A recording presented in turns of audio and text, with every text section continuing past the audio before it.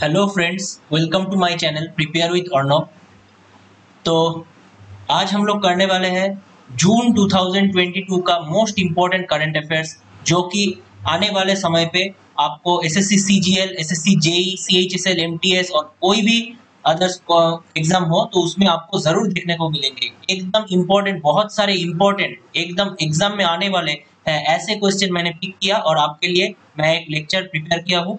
अभी से ये करंट अफेयर सीरीज मैंने लॉन्च किया है, तो ये ऐसे चलेगा। हर संडे को मैं कोशिश करूंगा मंथली करंट अफेयर्स आपको प्रोवाइड करने की। जैसे आज मैं जून 2022 का दे रहा हूँ, उसके बाद नेक्स्ट संडे जुलाई, उसके बाद नेक्स्ट संडे अगस्त, ऐसे करके मैं मंथली करंट अफेयर्स आपको प्रोवाइड करूंगा, ऑल फ्री। मेरे मैथ्स इंग्लिश लेक्चर्स भी आप देख सकते हैं, सारे के सारे फ्री कंटेंट मिलेंगे इस चैनल पे आपको। तो जो लोग मेरे चैनल पे नए हैं, प्लीज मेरे चैनल को सब्सक्राइब कीजिए। मैं हूं Arnav Majumdar, selected IBSCIO, SSC CGL, CHSL, railways etcetera. तो आज हम लोग शुरू करेंगे जून 2022 का मोस्ट इंपोर्टेंट करंट अफेयर्स। तो जो लोग मेरे चैनल में नए हैं तो टेलीग्राम चैनल भी ज्वाइन कर लेना, डिस्क्रिप्शन बॉक्स में लिंक मिल जाएगा, वहां पे मैं अपने सारे लेक्चर्स का लिंक देता रहता हूँ। तो आज करेंगे हम जून 2022 का करंट अफेयर्स। इसमें से आपको बहुत सारे क्वेश्चन अपने एग्जाम पेपर में देखने को 100% मिलेंगे। तो इस लेक्चर को आप पूरा एंड तक देखना। एंड तक देखने पर आपको बहुत सारा नॉलेज मिलेगा और एक्स्ट्रा नॉलेज भी मैं आपको देता रहूंगा टॉपिक वाइज। तो लेक्चर को पूरा एंड तक देखना। तो चलिए शुरू करते हैं। पहला है, super computer Frontier build by the USA has become the world's fastest super computer replacing Japan's Fugaku.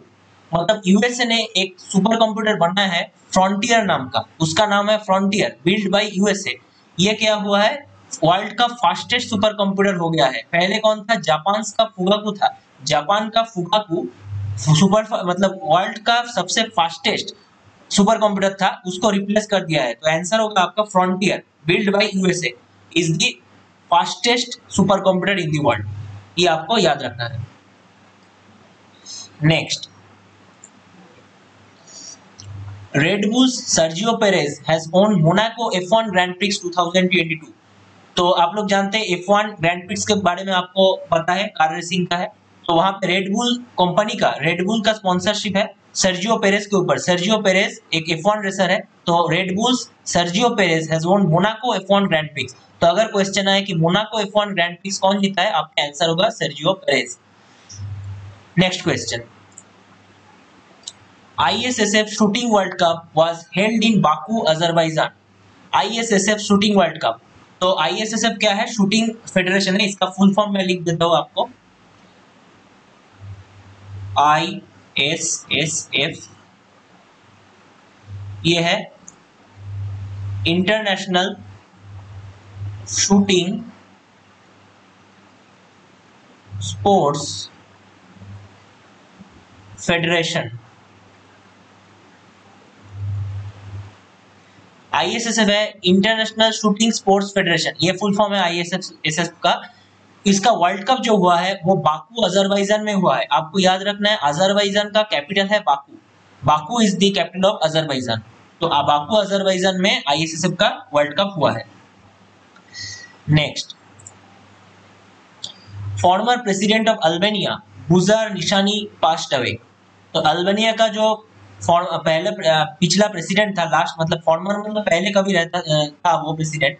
तो फॉर्मर प्रेसिडेंट बुजार निशानी कौन से देश का, अल्बानिया का, वो पास्ट अवे मतलब उसका निधन हो गया है।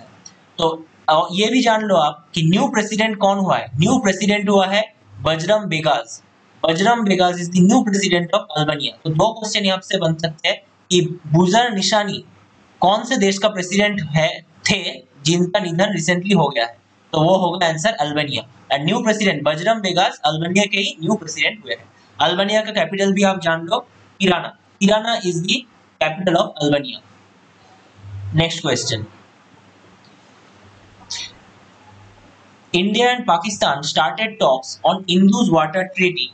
Indus Water Treaty क्या है? Indus Water Treaty 1960 में हुआ था, ये आपको याद रखना है। 1960 में आपका इंडिया और पाकिस्तान के बीच इंदुस वाटर ट्रीटी हुआ था। इनमें से 3 रिवर इंडिया के पास आए हैं और 3 रिवर का पानी पाकिस्तान यूज करता है। तो इंपॉर्टेंट यह है कि इंडिया कौन कौन से देश के साथ इंडस वाटर ट्रीटी का टॉक्स फिर से शुरू किया है, वो आंसर होगा पाकिस्तान। तो यहाँ पे थोड़ा जान लेते हैं, इंडिया और पाकिस्तान के बीच जो इंडस वाटर ट्रीटी हुआ था, वो नेगोशिएट कौन किया था? 1960 में हुआ था। वो नेगोशिएट कौन किया था? आंसर होगा world bank. World bank Indus water treaty को नेगोशिएट किया था इंडिया और पाकिस्तान के बीच में।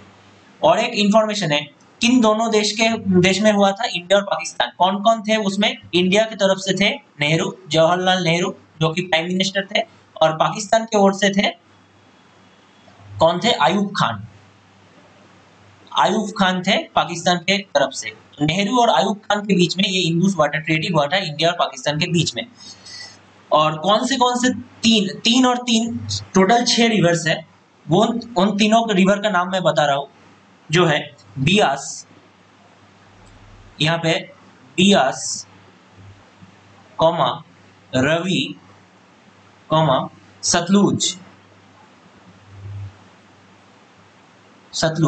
ये तीनों रिवर का पानी इंडिया यूज करेगा, ये ट्रीटी में था।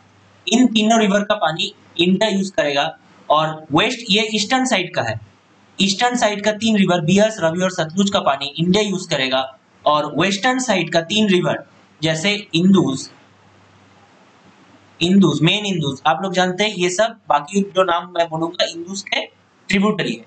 मेन इंदुस, और उसके बाद झीलम एंड चेनाब, इन तीनों रिवर का पानी पाकिस्तान यूज करेगा, ये ट्रीटी में था।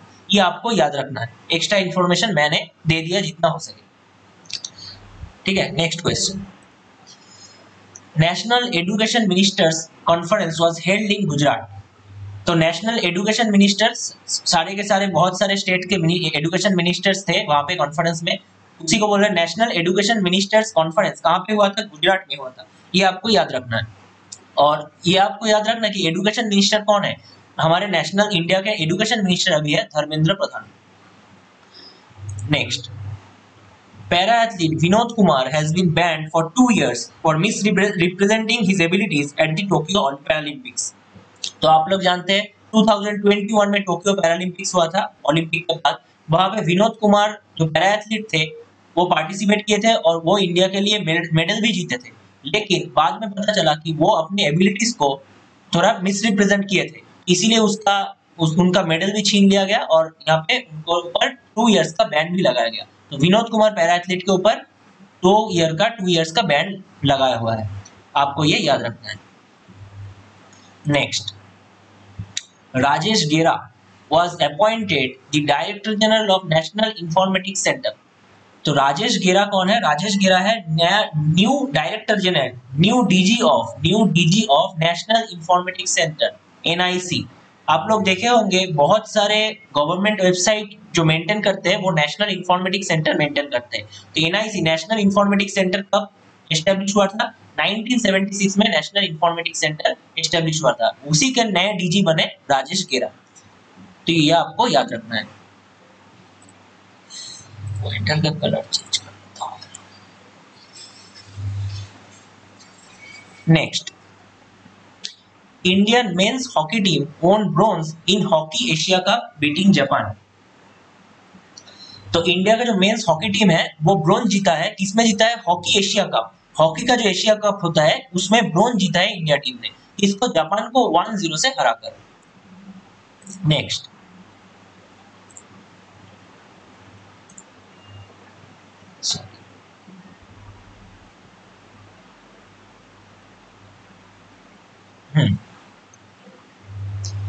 Next, CoinSwitch has launched India's first rupee-based crypto index CRE8। CoinSwitch जो कंपनी है, CoinSwitch का आप ऐड देखे होंगे। CoinSwitch has launched India's first rupee-based crypto index। जो इंडिया का रूपी है उसके ऊपर रूपी बेस्ड क्रिप्टो इंडेक्स किसने लॉन्च किया है? CoinSwitch। उसका नाम क्या है? CRE8। ये है CoinSwitch के द्वारा लॉन्च किया गया इंडिया का first rupee based crypto index. ये इंपॉर्टेंट हो सकता है आपके एग्जाम के लिए। Next question, Sujoy Lal Thaosen has been appointed DG of Sashastra Seema बल।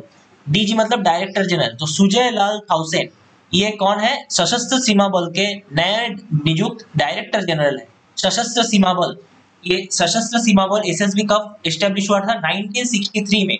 1963 आप लोग जानते हैं 1961-62 में इंडिया चाइना वॉर हुआ था। उसके बाद एसएसबी सशस्त्र सीमा बल का एस्टेब्लिशमेंट किया गया था 1963 में। ये सशस्त्र सीमा बल कौन दो देश के साथ इंडिया का जो बॉर्डर है उसको रक्षा करता है, आपको पता है? ये दोनों देश है नेपाल एंड भूटान। नेपाल एंड भूटान, नेपाल और भूटान के साथ जो इंडिया का बॉर्डर है, इन बॉर्डर को रक्षा करता है एसएसबी सशस्त्र सीमा बल। इसका 1963 में एस्टेब्लिशमेंट हुआ था और सुजय लाल थाउसेन इसके नए डायरेक्टर जनरल बने। याद रखना है आपको, very very very important. Next, India first liquid mirror telescope कहां पे बनाया गया? First liquid mirror telescope, important question है। लिक्विड मिरर टेलीस्कोप कहां पे है? देवस्थल उत्तराखंड। उत्तराखंड का देवस्थल जिला में, उत्तराखंड डिस्ट्रिक्ट का देवस्थल डिस्ट्रिक्ट में, स्टेट का उत्तराखंड स्टेट है, उत्तराखंड स्टेट का देवस्थल डिस्ट्रिक्ट में इंडिया का फर्स्ट लिक्विड मिरर टेलीस्कोप बनाया गया है, इनॉग्रेट किया गया है। नेक्स्ट, संतूर प्लेयर पंडित भजन सपोरी पास्ट अवे। तो पंडित भजन सपोरी क्या कौन थे? क्वेश्चन ऐसे आएगा कि पंडित भजन सपोरी जिसका निधन रिसेंटली हो गया है जून 2022 में, वो कौन थे? तो उसको आपको आंसर करना है संतूर प्लेयर। संतूर प्लेयर थे पंडित भजन सपोरी। यहाँ पे एक इंफॉर्मेशन और है, शिव कुमार शर्मा, पंडित शिव कुमार शर्मा वे एक बहुत रिनाउंड संतूर प्लेयर थे। आपको ये पता होगा, शिव कुमार शर्मा जो थे, पंडित शिव कुमार शर्मा बहुत ही रिनाउंड एक संतूर प्लेयर थे। तो ये भी एक संतूर प्लेयर थे, ये आपको याद रखना है। फ्रेंड्स, मैं जो आपको करा रहा हूँ ये जून 2022 का है, ठीक है? जून 2022 का एकदम बेस्ट क्वालिटी करंट अफेयर्स जो एग्जाम में आने वाले हैं, आपको पेपर में दिखेंगे, वही मैं आपको करा रहा हूँ। तो प्लीज मेरे चैनल को सब्सक्राइब कीजिए और मेरे चैनल को शेयर कीजिए। वीडियोस और भी देखिए, बहुत सारे वीडियोस है। मेरे आईबीएसई का वीडियो है, डॉक्यूमेंट वेरिफिकेशन का वीडियो है, बहुत सारे वीडियोस मेरे करंट, मैंने कट ऑफ प्रेडिक्ट किया है 2021 सीजीएल का जो रिजल्ट आया है कुछ दिन पहले, ईयर 2 का फाइनल कट ऑफ किया जा सकता है, उसका भी मैं प्रेडिक्शन किया हूँ, एनालिसिस किया, मेरा मार्क्स भी बताया हूँ, आप वो सब देख सकते हैं। तो ठीक है, आते हैं करंट अफेयर्स पे। खेलो India youth games 2021 started in Haryana this year। तो खेलो इंडिया यूथ गेम्स 2021, आपको लग रहा है 2021 क्यों? क्योंकि कोविड की वजह से 2021 का जो खेलो इंडिया यूथ गेम्स था 4th एडिशन शायद, तो वो पोस्टपोन हो गया था, वो नहीं हो पाया था कोविड के लिए। तो खेलो इंडिया यूथ गेम्स 2021 वाला अभी हो रहा है, मतलब जून में हुआ है। कहाँ पे हुआ है? हरियाणा। हरियाणा में आपका खेलो इंडिया यूथ गेम्स 2021 इस ईयर ऑर्गेनाइज किया गया है। बहुत ही इंपॉर्टेंट क्वेश्चन है, खेलो इंडिया यूथ गेम्स 2021 कहाँ पे हेल्ड किया गया है, कहाँ पे किया गया है? इसका आंसर होगा Haryana. Next, Tata projects will construct the Noida international airport at Jewar. तो जिवार में जो नया इंटरनेशनल एयरपोर्ट हो रहा है उसका नाम है नोएडा इंटरनेशनल एयरपोर्ट, वो जिवार में हो रहा है। जिवार कहाँ पे है? उत्तर प्रदेश में है। तो उत्तर प्रदेश के जिवार में नोएडा इंटरनेशनल एयरपोर्ट है, उसको कौन बना रहा है? उसका आंसर होगा टाटा प्रोजेक्ट्स, ठीक है? और जितना मुझे मालूम है कि उत्तर प्रदेश में सबसे ज्यादा अभी सबसे ज्यादा इंटरनेशनल एयरपोर्ट उत्तर प्रदेश में ही है, ये भी आपको जानना चाहिए। Next, union health ministry has launched Har Ghar Dastak campaign 2.0। तो हर घर दस्तक कैंपेन किसके रिलेटेड है? ये क्वेश्चन आपको आ सकता है। हर घर दस्तक कैंपेन है कोविड वैक्सीनेशन को लेके, कोविड वैक्सीन। तो हर एक मतलब पर्सन को कोविड वैक्सीन मिले, इसके लिए हर घर दस्तक कैंपेन 2.0 लॉन्च किया गया है। मतलब हर घर में घुस के कोविड वैक्सीन देना है, फर्स्ट डोज, सेकेंड डोज और लास्ट में प्रिकॉशन और थर्ड डोज, तीनों डोज देने के लिए हर घर दस्तक कैंपेन 2.0 लॉन्च किया गया है कोविड वैक्सीन देने के लिए। तो ये कौन लॉन्च करेगा? हेल्थ मिनिस्ट्री लॉन्च करेगा। और हमारा यूनियन हेल्थ मिनिस्टर कौन है? Mansukh Mandaviya. Next, PM Modi inaugurated the world's first nano urea plant by IFFCO in Gujarat। तो प्राइम मिनिस्टर नरेंद्र मोदी जी ने वर्ल्ड मतलब दुनिया का पहला नैनो यूरिया प्लांट, बहुत ही इंपॉर्टेंट क्वेश्चन है ये, क्वेश्चन आपको देखने को मिलेगा एग्जाम में। नैनो यूरिया प्लांट लॉन्च किया है कहाँ पे? गुजरात में। गुजरात में किसके? ये नैनो यूरिया प्लांट कौन बनाता है, मतलब किसका है? इफको का है। इफको का फुल फॉर्म मैं बताता हूँ आपको। इफको, इफको का फुल फॉर्म है Indian Farmers Fertiliser Cooperatives. Indian Farmers Fertiliser Cooperative, IFFCO, IFFCO का फुल फॉर्म है। तो इफको का नैनो यूरिया प्लांट, वर्ल्ड का पहला nano urea plant PM Modi ने लॉन्च किया है। कहां पे? गुजरात पे। तो इफको कहां पे? कोऑपरेटिव लिमिटेड, लास्ट में लिमिटेड है, ठीक है। इफको का एस्टेब्लिशमेंट कब हुआ था? 1967 में इफको का एस्टेब्लिशमेंट हुआ था। Next question,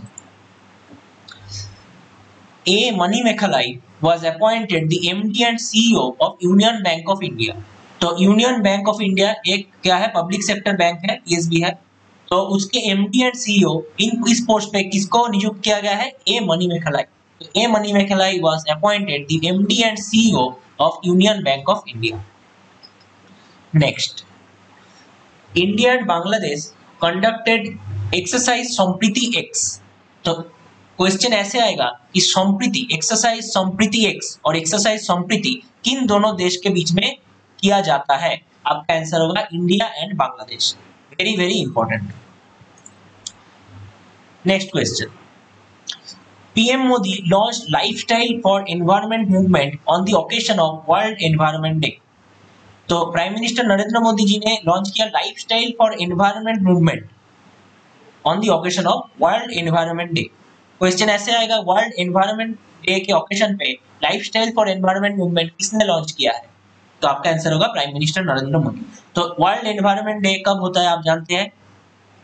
5 June, 5 June.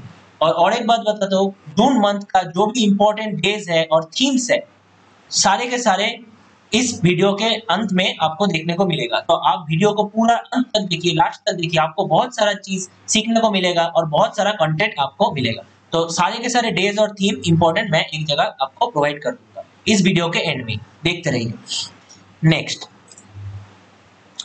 Rafael Nadal of Spain won French Open 2022 singles title. It is his 22nd Grand Slam title. तो राफेल नडाल कौन से देश के हैं?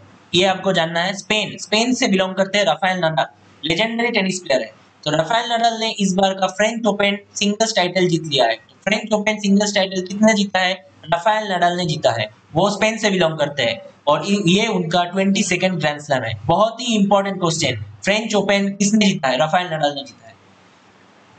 और एक बात, फ्रेंच ओपन खेला जाता है क्ले कोर्ट में, ठीक है, ये आपको याद रखना है। फ्रेंच ओपन, जो फ्रेंच ओपन होता है वो क्ले कोर्ट में होता है, क्ले कोर्ट में खेला जाता है, ये आपको याद रखना है। ये जीके का क्वेश्चन है, ठीक है। Next question, India won FIH hockey 5S championship इन Lausanne Switzerland bye beating Poland. ठीक है, तो ये FIH मतलब फेडरेशन ऑफ इंटरनेशनल हॉकी, ठीक है, इसी को हम FIH बोलते हैं। India won FIH hockey 5S जो चैंपियनशिप था वो किसने जीता है? इंडिया ने जीता है। FIH हॉकी 5S चैंपियनशिप वो कहां पे हुआ है? लुसाने स्विट्जरलैंड में हुआ है। किसको हरा के? पोलैंड को हरा के इंडिया ने चैंपियन हुआ है। Next, Delhi IGI airport will replace all vehicles with EVs। Delhi का IGI एयरपोर्ट, IGI एयरपोर्ट का मतलब आपको पता है? IGI मतलब गेम वाला IGI नहीं है, IGI है Indira Gandhi international airport. IGI Indira Gandhi international airport, ठीक है। यहाँ पे क्या हुआ? ऑल व्हीकल्स, जो पेट्रोल डीजल का व्हीकल्स था उसको सारे के सारे को रिप्लेस किससे किया है? EV मतलब इलेक्ट्रिक व्हीकल्स। इलेक्ट्रिक व्हीकल से हम लोग इंदिरा गांधी एयरपोर्ट के सारे पेट्रोल डीजल वाला व्हीकल्स को हम रिप्लेस कर दिए हैं पॉल्यूशन कम करने के लिए। तो ये आपका इंपॉर्टेंट क्वेश्चन है। कौन से एयरपोर्ट में ये हुआ है? दिल्ली इंदिरा गांधी इंटरनेशनल एयरपोर्ट पे। Next, Alok Kumar Chaudhary is the new SBI managing director. MD मतलब मैनेजिंग डायरेक्टर। तो SBI के नए मैनेजिंग डायरेक्टर कौन हुए हैं? आलोक कुमार चौधरी, ये आपको याद रखना है। उसके बाद आते हैं आईफा अवार्ड्स। आईफा अवार्ड्स है 2022 का, ये फिल्म में दिया जाता है, ठीक है। India international film awards, IIFF, IIFA बोलते हैं, इंडिया इंटरनेशनल फिल्म अवार्ड्स। यहाँ पे बेस्ट पिक्चर किसको मिला है? बेस्ट पिक्चर मिला है शेरशाह, आप जरूर देखे होंगे, ठीक है। तो बेस्ट पिक्चर मिला है आईफा अवार्ड्स में शेरशाह फिल्म को।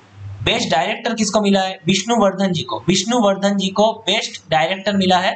ये कौन थे? ये शेरशाह फिल्म के डायरेक्टर है, उन्हीं को बेस्ट डायरेक्टर दिया गया है। उसके बाद है बेस्ट एक्टर। बेस्ट एक्टर कौन है? बेस्ट एक्टर विकी कौशल को मिला है। किसके लिए? सरदार उधम। ये फिल्म भी बहुत ही बढ़िया है, आपको देखना चाहिए। सरदार उधम के लिए विकी कौशल को बेस्ट एक्टर मिला है, मेल, ठीक है, बेस्ट एक्टर। और बेस्ट एक्ट्रेस, और इसको बोल सकते हैं बेस्ट एक्टर फीमेल, तो बेस्ट एक्ट्रेस मिला है कृति सानन जी को, ठीक है।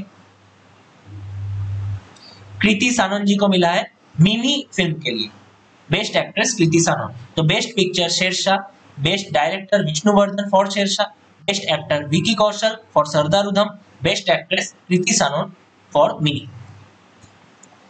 नेक्स्ट,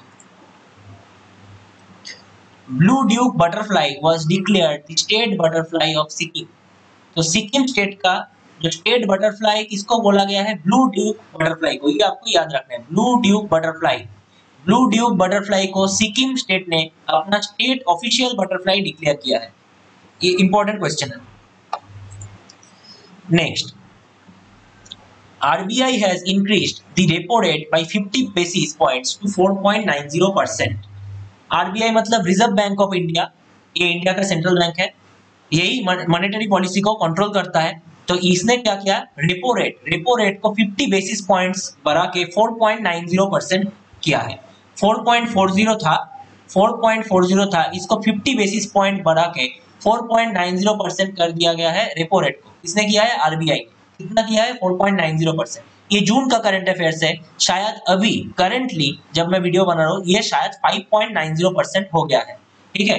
तो जब मैं अगस्त, सितंबर का, अक्टूबर का करंट अफेयर्स लॉन्च करूंगा वहां पे ये आपको नए एकदम लेटेस्ट डाटा मिल जाएगा, ठीक है। तो जून मंथ अगर बोल दे तो आंसर आपका होगा 4.90%। और रेपो रेट क्या है? रेपो रेट है RBI जिस रेट से कमर्शियल बैंक को उधार देता है उसी रेट को हम रेपो रेट बोलते हैं, ठीक है। Next question, Mithali Raj retired from cricket.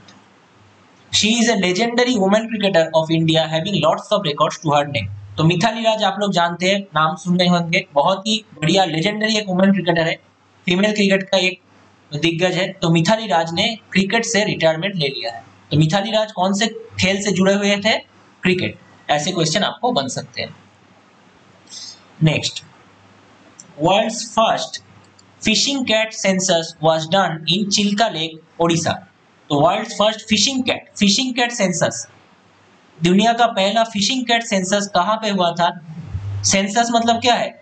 गणना।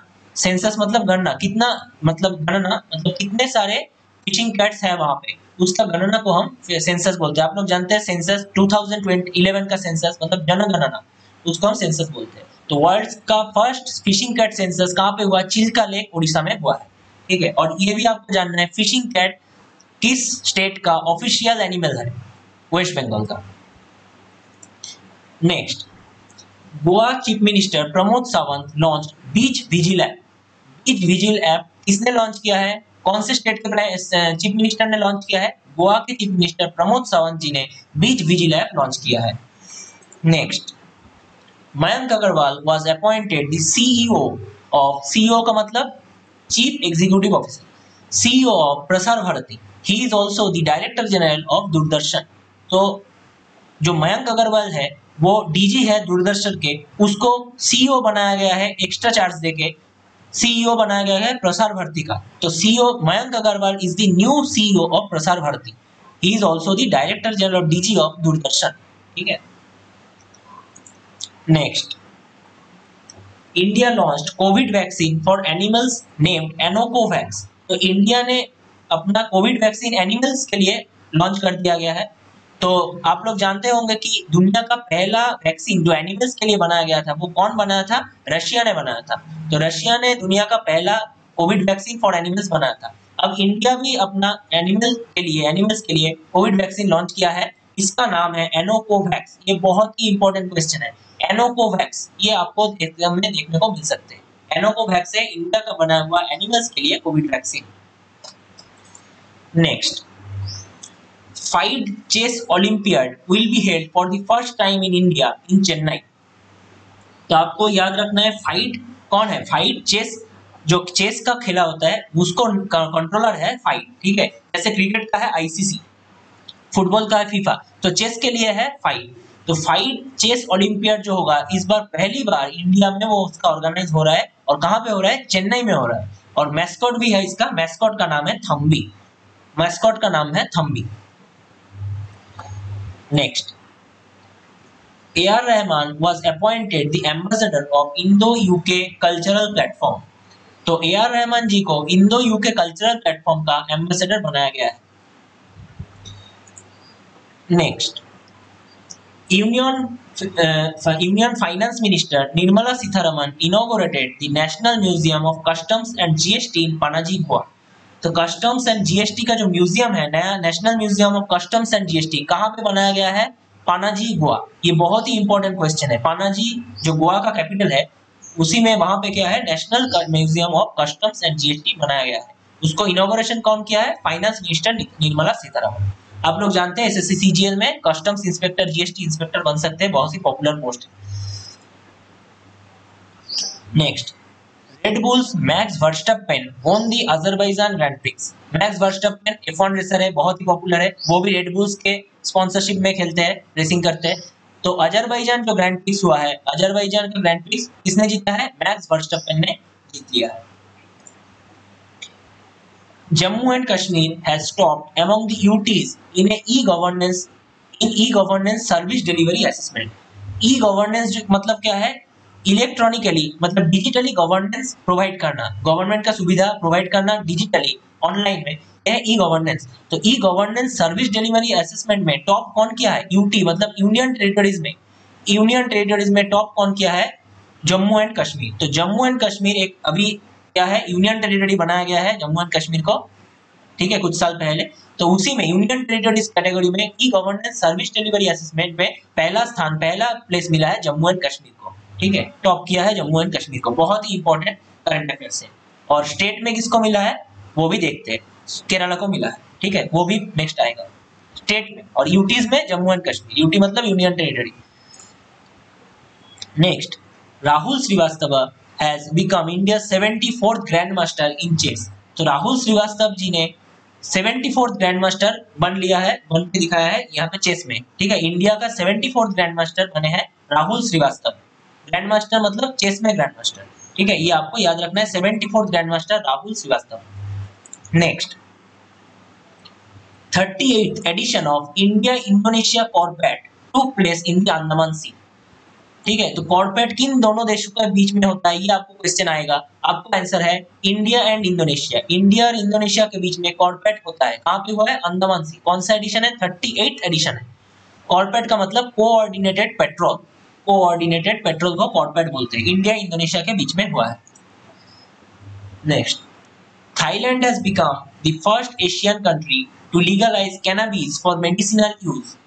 फर्स्ट एशियन कंट्रीज कौन है, थाईलैंड। क्या किया है, कैनबिस। कैनबिस मतलब पता है आपको, गांजा, ठीक है, कैनबिस मतलब गांजा। तो कैनबिस गांजे को मेडिसिनल यूज के लिए अप्रूव कर दिया है, लीगलाइज किया है, कौन देश ने, थाईलैंड। एशिया में पहला कंट्री जिसने कैनबिस को लीगलाइज किया है मेडिसिनल यूज के लिए, थाईलैंड, एशिया में। और इससे पहले हम देख चुके हैं यूएस के कुछ स्टेट ने भी लीगलाइज कर दिया है, बट एशिया में थाईलैंड ही ऐसा देश है जो पहली बार कैनबिस को लीगलाइज किया है। Next, ASEAN foreign ministers meeting was held in New Delhi. ठीक है, जो फॉर आसियान कंट्री है, आसियान जो एक यूनियन है, उसके फॉरेन मिनिस्टर्स का मीटिंग हुआ है न्यू दिल्ली में। तो आसियान मतलब पता करते हैं, आसियान मतलब होता है एसोसिएशन, फुल फॉर्म लिखता हूं मैं, association of south east Asian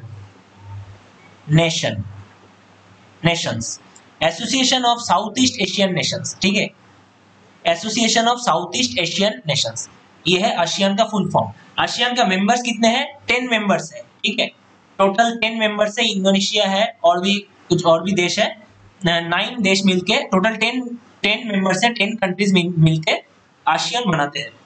ASEAN का हेडक्वार्टर कहाँ पे है? हेडक्वार्टर है Jakarta, Jakarta Indonesia, Jakarta Indonesia. ये जकार्ता इंडोनेशिया का कैपिटल भी है। तो हेडक्वार्टर ऑफ आसियान है जकार्ता इंडोनेशिया। बहुत ही इंपॉर्टेंट सवाल है।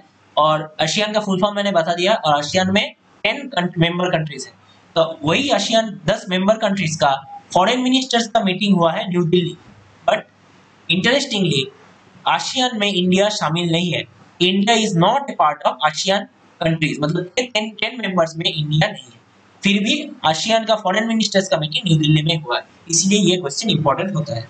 और अभी आसियान का जो चेयरमैनशिप है वो कंबोडिया के पास है। अभी जो चेयरमैनशिप है वो अभी कंबोडिया के पास है। ठीक है, 2022 के लिए, 22-23 के लिए। Next question, Kirti Chakra was awarded to Altaf Hussain of Jammu Kashmir police posthumously. Posthumously मतलब मरने के बाद जो दिया जाता है, मरणोत्तर, मरणोत्तर को हम पोस्टुमसली बोलते हैं, मरने के बाद दिया गया है। Kirti Chakra was awarded to Altaf Hussain of Jammu Kashmir police. तो अल्ताफ हुसैन को इस बार का कीर्ति चक्र कौन प्रेजेंट करते हैं? प्रेसिडेंट प्रेजेंट करते हैं। किसको मिला है? अल्ताफ हुसैन को मिला है। वो कौन थे? जम्मू कश्मीर पुलिस के एम्प्लॉय थे। तो कीर्ति चक्र क्या है? इंडिया में 3 पीस टाइम गैलेंट्री मेडल्स है। ये एक्स्ट्रा इंफॉर्मेशन मैं दे रहा हूँ स्टैटिक जीके का। 3 पीस टाइम गैलेंट्री अवार्ड्स। सबसे ऊपर सबसे बड़ा जो है वो है अशोक चक्र, अशोक चक्र। उसके बाद मिलता है कीर्ति चक्र और लास्ट में मिलता है, मतलब एकदम नीचे वाला जो है उसको बोलते हैं शौर्य चक्र। शौर्य चक्र मतलब सबसे बढ़िया है अशोक चक्र, उसके बाद कीर्ति चक्र, उसके बाद शौर्य चक्र। AKS, अशोक चक्र, कीर्ति चक्र, शौर्य चक्र। ये 3 है 3 पीस टाइम गैलेंट्री अवार्ड्स। ठीक है। और वार टाइम गैलेंट्री अवार्ड्स आपको पता है, परमवीर चक्र, महावीर चक्र, वीर चक्र। तो इस बार का कीर्ति चक्र मिला है अल्ताफ हुसैन को। Next, union civil aviation minister Jyotiraditya Scindia announce first ever national air sports policy in New Delhi. तो पहले तो हमें मालूम चल गया कि यूनियन सिविल एविएशन मिनिस्टर कौन है। Jyotiraditya Scindia civil aviation minister है। उन्होंने क्या किया है? उन्होंने अनाउंस किया इंडिया का first ever national air sports policy in New Delhi. तो नेशनल एयर स्पोर्ट्स पॉलिसी पहली बार इंडिया में अनाउंस किया गया है। कौन किया है? ज्योतिरादित्य सिंधिया ने, जो कि सिविल एविएशन मिनिस्टर है। Next, the USA passed the right to repair law for digital electronics. तो यूनाइटेड स्टेट्स जो अमेरिका है वो क्या है? राइट टू रिपेयर लॉ, मतलब रिपेयरिंग का जो अधिकार, रिपेयरिंग का अधिकार डिजिटल इलेक्ट्रॉनिक्स के लिए, उस लॉ को पास किया है यूएस ने।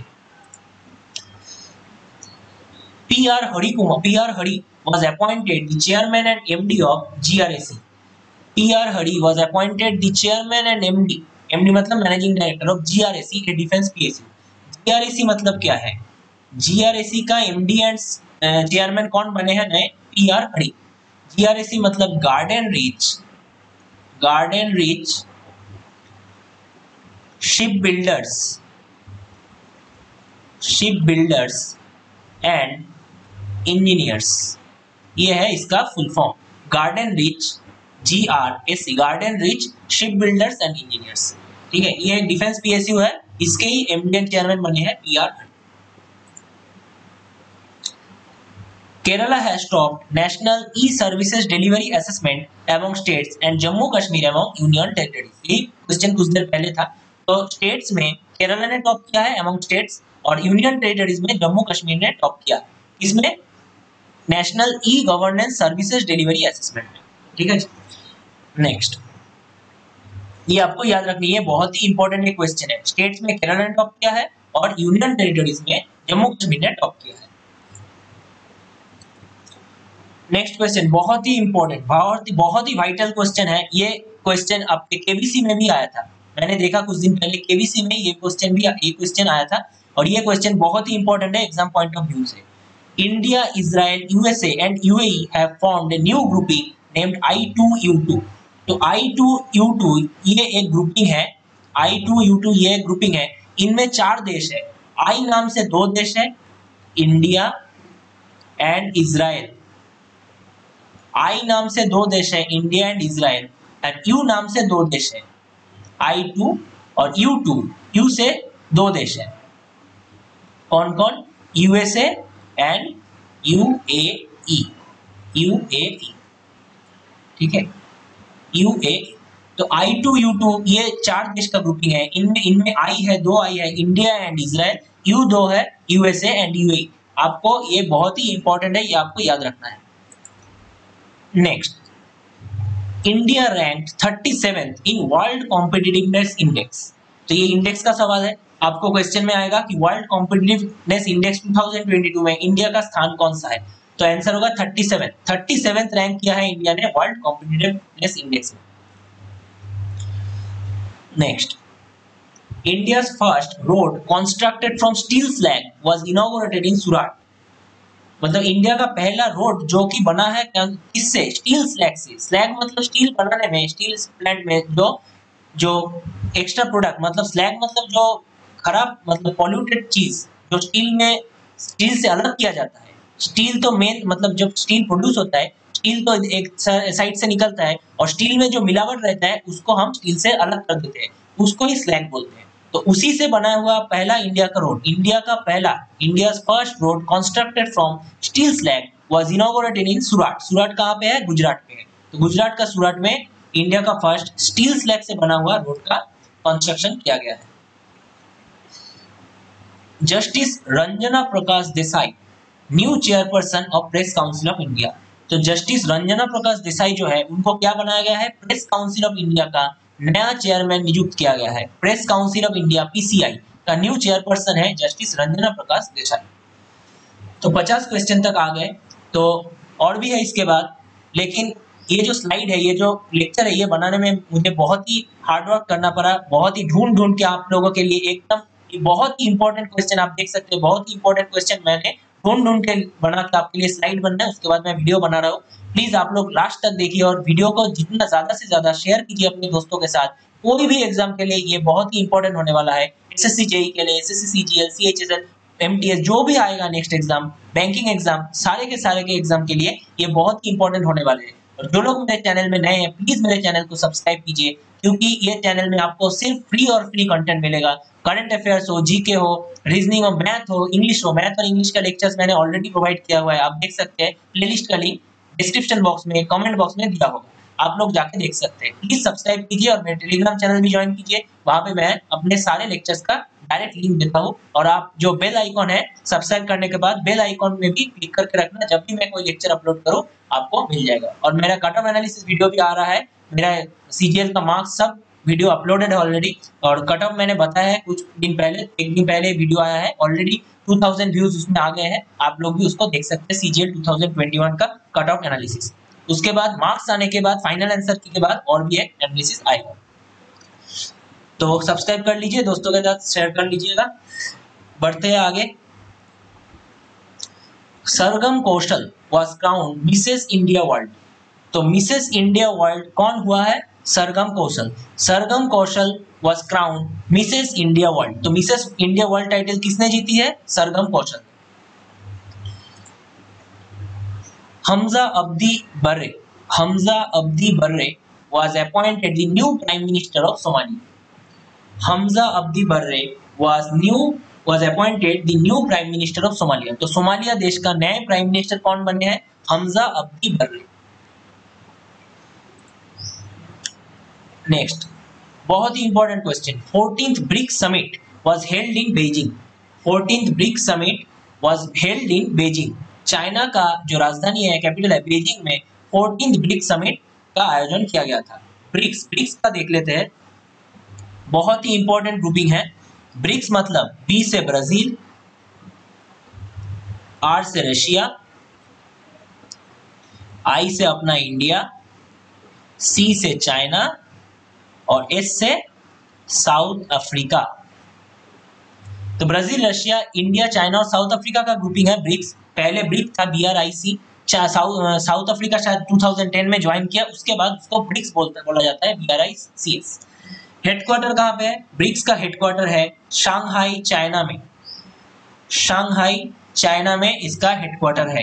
आपको बहुत ही इंपॉर्टेंट है, ये आपको याद रखना है। और ब्रिक्स का चेयरमैनशिप जो अभी है, किसके पास है चेयरमैनशिप? चाइना के पास ही है। इसीलिए 14th ब्रिक्स समिट भी चाइना का बीजिंग में होल्ड हुआ है। इसीलिए मतलब ये इंपॉर्टेंट है। और हेडक्वार्टर है शंघाई, चाइना। चाइना का जो शंघाई शहर है उसमें ब्रिक्स का हेडक्वार्टर है।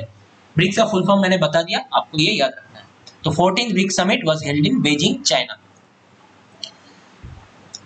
Gustavo Petro was elected Colombia's new president. Gustavo Petro was elected Colombia's new president. Colombia के न्यू प्रेसिडेंट कौन हुआ है? Gustavo Petro. बहुत ही important question. 2026 FIFA world cup host कौन तीन देश जो है फीफा वर्ल्ड कप 2026 को होल्ड करेगा? USA, Canada and Mexico. USA, Canada, Mexico, ये तीनों देश मिलके फुटबॉल वर्ल्ड कप 2026 को ये होल्ड करेगा। ठीक है, 2026 फीफा वर्ल्ड कप होस्ट कौन कौन है? USA, Canada and Mexico. और आप लोग जानते हैं 2022 का FIFA world cup, football world cup कहाँ पे हो रहा है? कतार में हो रहा है। और 2026 का फुटबॉल वर्ल्ड कप होगा यूएसए, कनाडा और मेक्सिको। ये तीन देश मिलके इनको फीफा वर्ल्ड कप कराएगा, इन तीन देशों में होगा। Next, Hamad international airport of Qatar was named the best airport for 2022। तो दुनिया का बेस्ट एयरपोर्ट कौन हुआ है? Hamad international airport. ये कहां पे है? कतार। कतार देश का Hamad international airport was named the best airport for 2022। Next, housing and urban affairs minister Hardeep Singh Puri launch NIPUN portal. तो निपुण का पूरा नाम है national initiative for promoting upskilling of निर्माण वर्कर्स। जो निर्माण वर्कर्स है, कंस्ट्रक्शन वर्कर्स है, उसको निर्माण वर्कर हिंदी में बोलते हैं।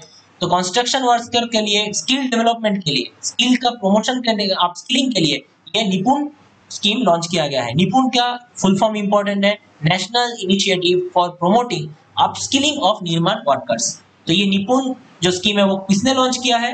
Housing and urban affairs minister. India का housing and urban affairs minister है Hardeep Singh Puri.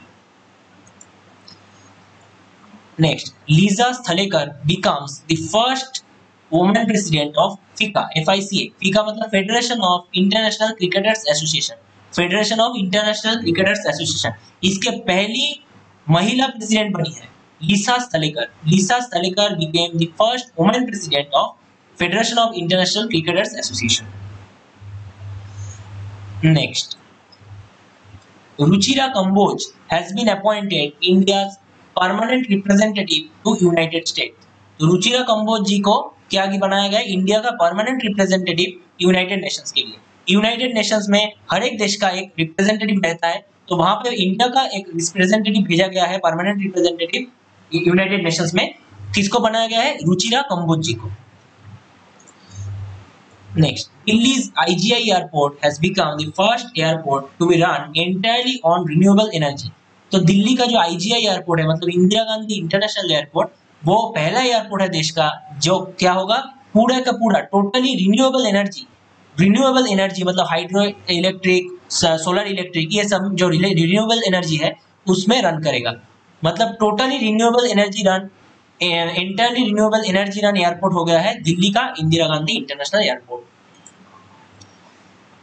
Next, Odisha has bag the first prize in national MSME awards. तो नेशनल MSME अवार्ड्स में ओडिशा स्टेट ने फर्स्ट प्राइज जीत लिया है। तो नेशनल MSME अवार्ड्स में टॉप कौन किया है? फर्स्ट प्राइज किसको मिला है? ओडिशा को मिला है। बहुत ही important question. Next, Vienna has topped the 2022 most liveable city index.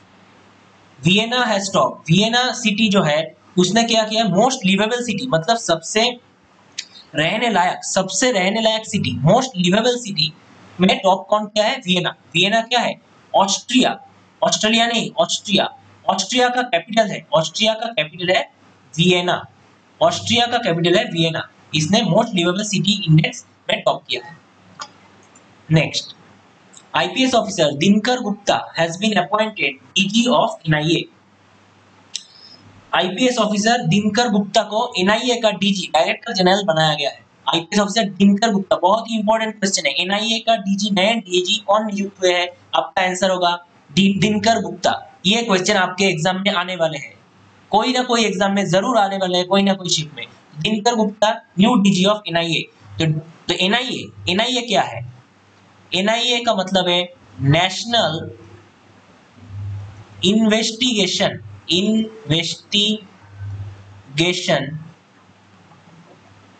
Agency. National investigation agency कब बनाया गया है? 2008 में बनाया गया है। जब मुंबई अटैक हुआ इंडिया के ऊपर 2008 नवंबर में मुंबई अटैक हुआ, उसमें इंटेलिजेंस फेलियर देखा गया, इसीलिए मतलब ये टेररिज्म को रोकने के लिए एक स्पेशलाइज्ड एजेंसी 2008 में मुंबई अटैक के बाद बनाया गया, उसी का नाम है एनआईए, नेशनल इन्वेस्टिगेशन एजेंसी। इसमें आप जा सकते हैं एसएससी सीजीएल से, इसके पोस्ट रहता है एनआईए में, सब इंस्पेक्टर का पोस्ट रहता है सीजीएल में, आप इसमें जा सकते हैं एसएससी सीजीएल से। ठीक है, तो उसके एनआईए का डीजी बने हैं दिनकर गुप्ता। ये सब एक्स्ट्रा इंफॉर्मेशन मैंने आपको दे दिया। Next, IPS officer Tapan Kumar Deka has been appointed the director of intelligence bureau. Intelligence bureau आप लोग जानते हैं, मैं इंटेलिजेंस ब्यूरो में assistant central intelligence officer post में सिलेक्टेड हूं, मतलब आईबीएससीआईओ में। इसके पूरा डिटेल्ड वीडियो मेरे चैनल में अपलोडेड है। मुझे टीयर 1 कैसा गया, टीयर 2 कैसा गया, उसके बाद साइकोमेट्रिक कैसा गया, उसके बाद आपका इंटरव्यू 100 मार्क्स का जो इंटरव्यू वो क्या गया, उसमें क्या गया, तीनों मेंबर ने मिलकर मेरे ऊपर कितना प्रेशर डाला, क्या क्या क्वेश्चन पूछा, सब उस वीडियो में है, आप लोग चाहे तो देख सकते हैं। तो इंटेलिजेंस ब्यूरो आईबी का जो नए डायरेक्टर बने उसका नाम है, उनका नाम है तपन कुमार डेका। तो तपन कुमार डेका जी को इंटेलिजेंस ब्यूरो का नया डायरेक्टर बनाया गया है। तो इंटेलिजेंस ब्यूरो कब फॉर्म हुआ? 1887 में, इंडिपेंडेंस से भी पहले 1887 में इंटेलिजेंस ब्यूरो का फॉर्म हुआ। तब इसका नाम इंटेलिजेंस ब्यूरो नहीं था, तब इसका नाम दूसरा कुछ था, अभी याद नहीं आ रहा है।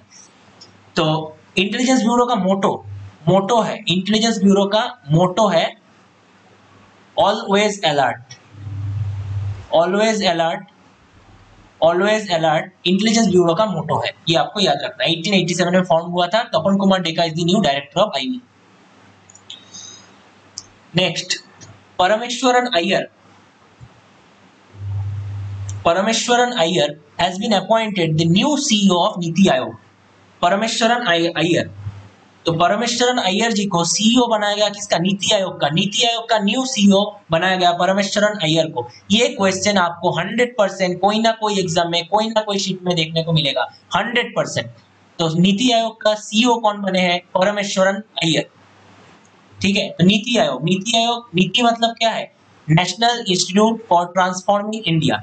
और नीति आयोग के कब फॉर्म हुआ? 1 जनवरी 2015 में, 1 जनवरी 2015 में नीति आयोग का फॉर्मेशन हुआ।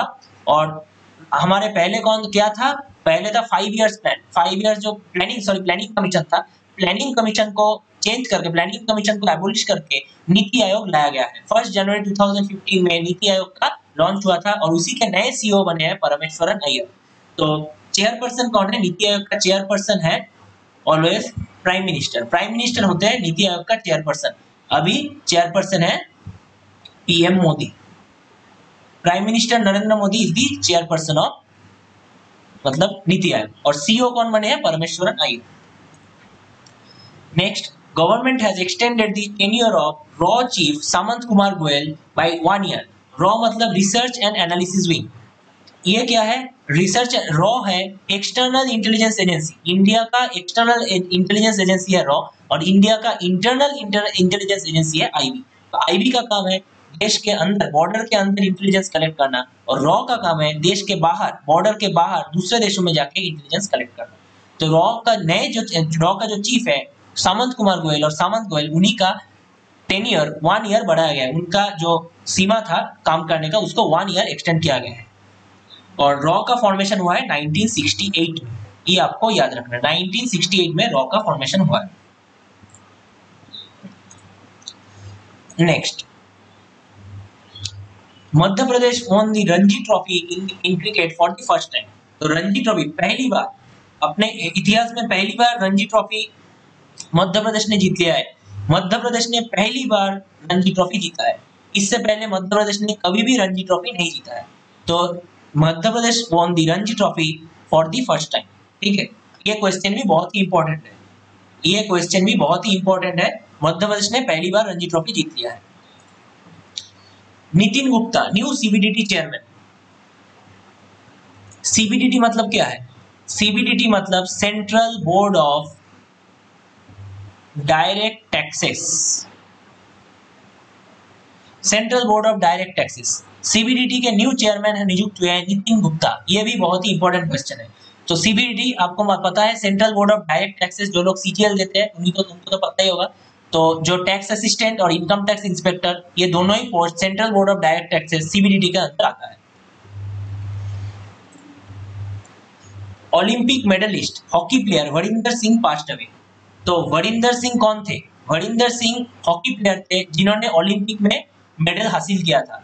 तो ओलंपिक मेडलिस्ट थे और हॉकी प्लेयर थे। Varinder Singh was related to which field? Recently passed away. ऐसे आपको क्वेश्चन आएगा तो आपको बोलना है वो हॉकी प्लेयर थे और ओलंपिक मेडलिस्ट भी थे। ठीक है, तो Varinder Singh was a hockey player. Communication minister Ashwini Vaishnaw launched Dak Karmayogi portal of department of post. तो कम्युनिकेशन मिनिस्टर कौन है? अश्विनी कुमार वैष्णव। उन्होंने क्या किया है? डाक कर्मयोगी बोल के एक पोर्टल का लॉन्च किया है। तो और भी जानना है कि अश्विनी वैष्णव कम्युनिकेशन मिनिस्टर होने के साथ साथ वो रेल मिनिस्टर भी है और electronics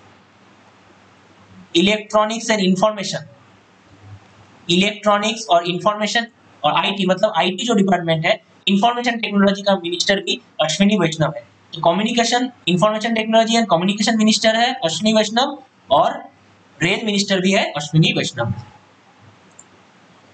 next question, justice Satish Chandra is the new chief justice of Delhi high court. बहुत ही इंपॉर्टेंट है, दिल्ली हाई कोर्ट के नए चीफ जस्टिस कौन बने? Satish Chandra. Justice Satish Chandra is the new chief justice of Delhi high court. PM Modi launch RAM scheme. Prime minister Narendra Modi ji ने RAM scheme launch किया है। तो रैम स्कीम का फुल फॉर्म क्या है?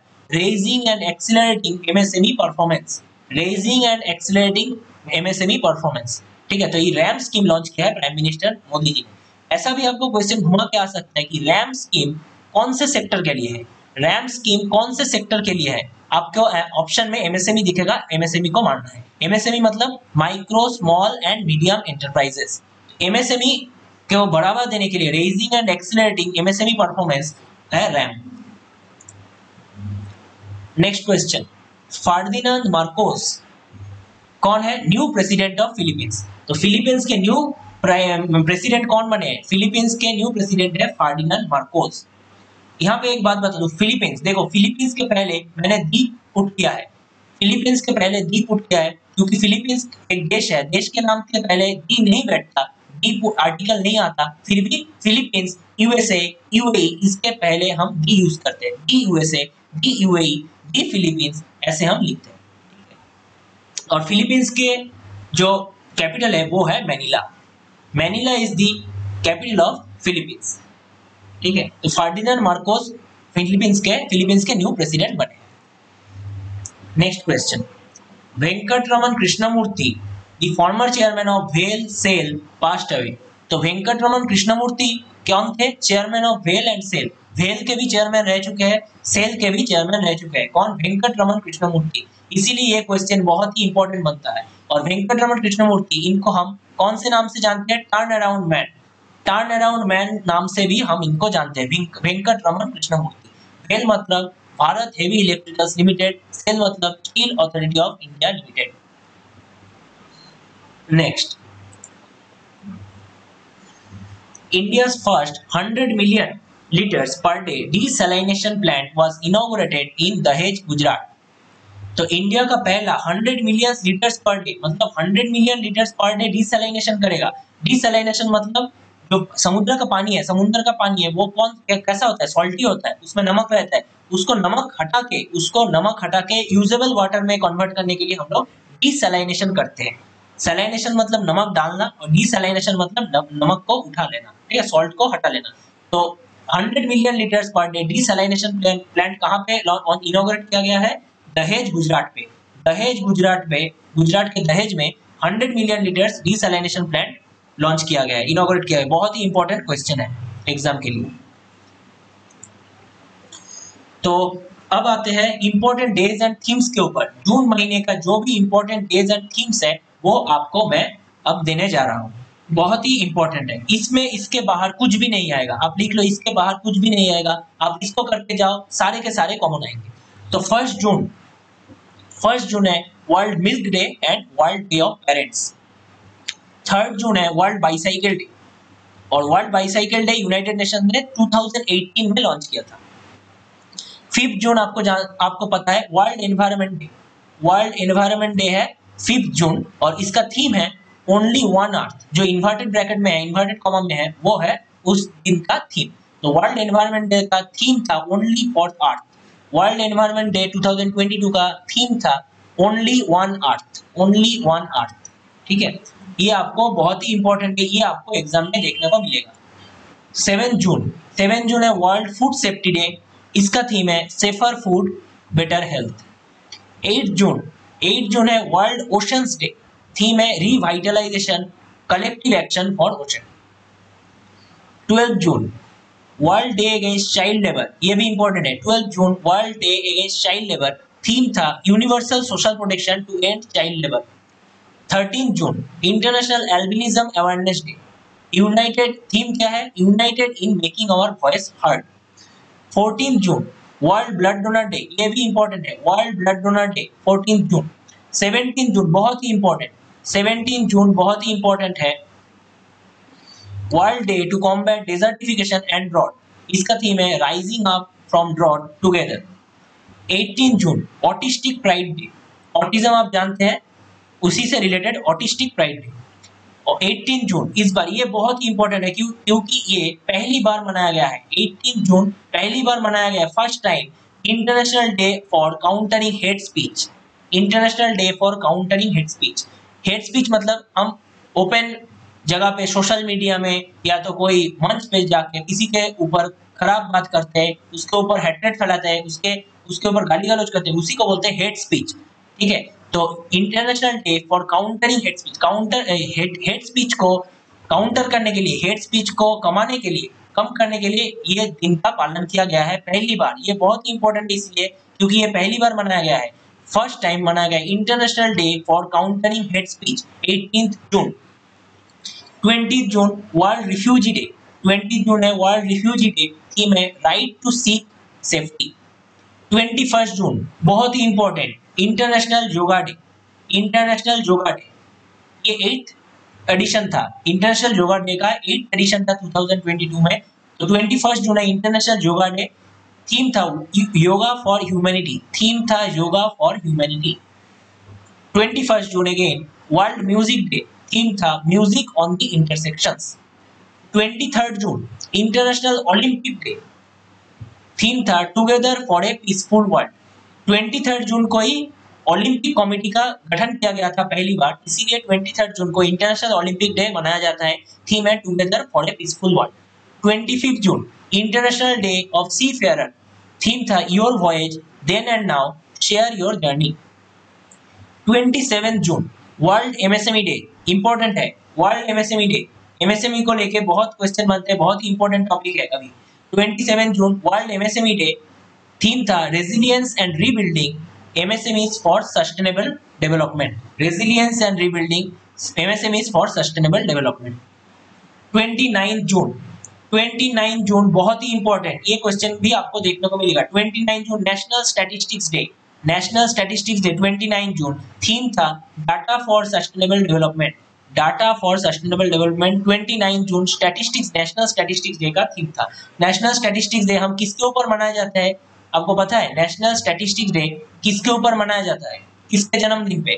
प्रशांत चंद्र महालानोबिस, जो पीसी महालानोबिस थे, जिन्होंने हमारा 5 ईयर प्लान डिजाइन किया था, शायद सेकंड वाला, पीसी महालानोबिस बहुत ही बड़े स्टैटिस्टिशियन थे, उन्हीं के जन्मदिन पे, पीसी महालानोबिस के जन्मदिन पे नेशनल स्टैटिस्टिक्स डे मनाया जाता है।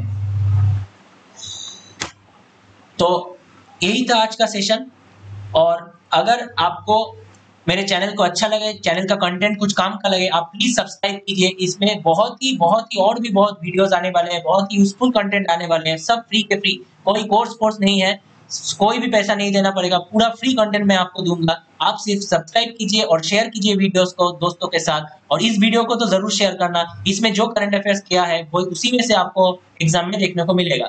आप लोग मेरे टेलीग्राम चैनल को जरूर ज्वाइन कीजिए, क्योंकि वहां पे मैं सारे के सारे फ्री क्लासेस के अपडेट्स एंड लिंक देता रहता हूँ। आप अगर मुझे पर्सनली टेक्स्ट करना चाहते हैं, आप कर सकते हैं अर्णव मजूमदार 468@gmail.com में, और आप मुझे अपना फेसबुक इंस्टाग्राम में भी फॉलो कर सकते हैं, फ्रेंड रिक्वेस्ट भेज सकते हैं।